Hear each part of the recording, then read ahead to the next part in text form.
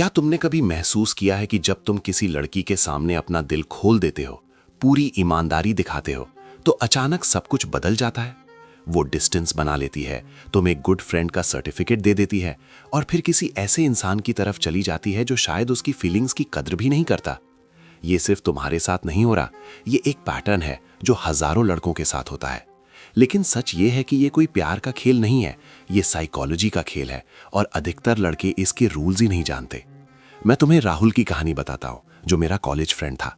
राहुल को प्रिया पसंद थी और वो हर वक्त उससे बात करता था, उसकी हर प्रॉब्लम सुनता था, रात रात भर टेक्स्ट करता था।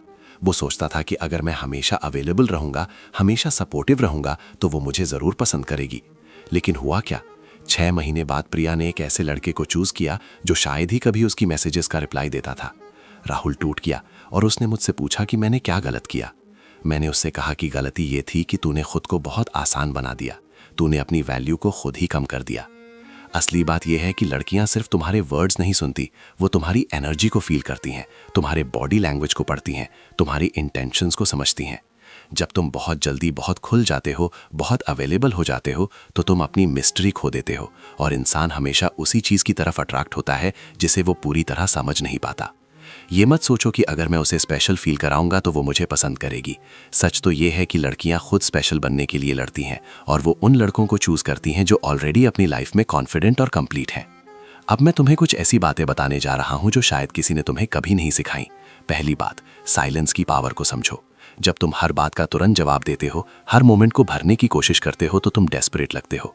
लेकिन जब तुम थोड़ा रुकते हो, सोचते हो, गहरी नजरों से उसकी बातों को एब्जॉर्ब करते हो, तो एक मिस्ट्री क्रिएट होती है। वो सोचने लगती है कि क्या मेरी बात उसे अच्छी नहीं लगी, क्या वो मुझ में इंटरेस्टेड नहीं है, और ये अनसर्टेनिटी ही तुम्हें उसके माइंड में अलाइव रखती है। दूसरी इंपॉर्टेंट बात है कंट्रोल्ड क्यूरियोसिटी। हर इंसान चाहता है कि कोई उसकी बातों में इंटरेस्ट ले, लेकिन अगर तुम बहुत जल्दी बहुत सारे सवाल पूछने लगते हो तो तुम एक इंटरव्यूअर लगते हो, पार्टनर नहीं। उसे एक्सप्लोर करो, लेकिन खुद को भी एक मिस्ट्री बना के रखो। जब वो कुछ बोले तो हमेशा वैलिडेट मत करो, कभी कभी चैलेंज करो। जैसे अगर वो कहे कि मैं लोगों से जल्दी घुल मिल जाती हूं, तो तुम पूछो कि पर वो कितना रियल कनेक्शन होता है। इस तरह की बातों से वो इमोशनल डेप्थ में जाती है और अब तुम उसके लिए सिर्फ एक फ्रेंड नहीं रहते, बल्कि एक साइकोलॉजिकल प्रेजेंस बन जाते हो। तीसरी चीज है लिमिटेड अट्रैक्शन की आर्ट। अगर तुम हर बात पर उसे तारीफ करोगे, हर चीज पर वाव बोलोगे, तो वो तुम्हें इमोशनली वीक समझेगी। तारीफ करो, लेकिन अनएक्सपेक्टेड टाइमिंग पर, जब वो तैयार ना हो, जब वो वल्नरेबल हो, जब वो चुप हो। तब कहो कि तुम जब साइलेंट होती हो तो कुछ और ही दिखती हो, डेंजरस काइंड ऑफ ब्यूटीफुल।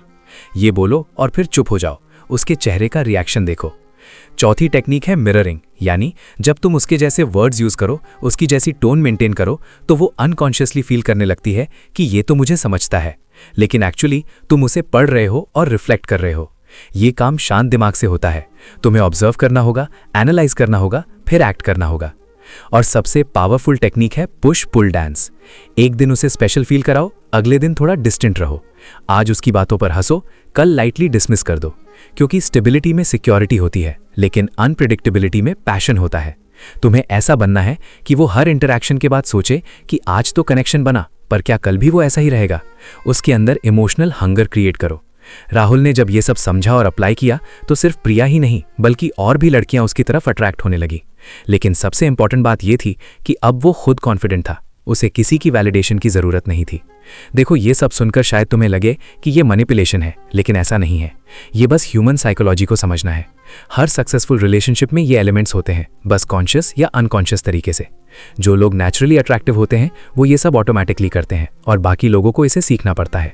सच्चाई ये है कि रिस्पेक्ट तभी मिलता है जब तुम अपनी वैल्यू को मेंटेन करते हो। थोड़ा मिस्टीरियस रहो, थोड़ा अनप्रेडिक्टेबल रहो और सबसे ज़रूरी, अपनी लाइफ में बिजी रहो। जब तुम्हारी अपनी एक स्ट्रांग लाइफ होगी, अपने गोल्स होंगे, अपनी पैशन होगी, तो लोग नेचुरली तुम्हारी तरफ अट्रैक्ट होंगे।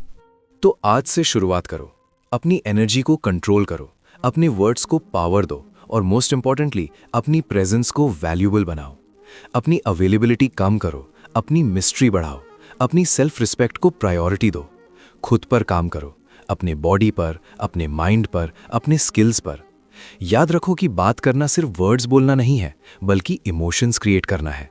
सक्सेसफुल कम्युनिकेशन वो होती है जहां दूसरा पर्सन तुम्हें सुने नहीं, बल्कि फील करे। तुम्हारी हर बात, हर साइलेंस, हर जेस्चर एक इंप्रेशन छोड़ता है। तो कॉन्शियस रहो कि तुम क्या मैसेज दे रहे हो। तुम कोई ऑप्शन नहीं हो, तुम एक चॉइस हो।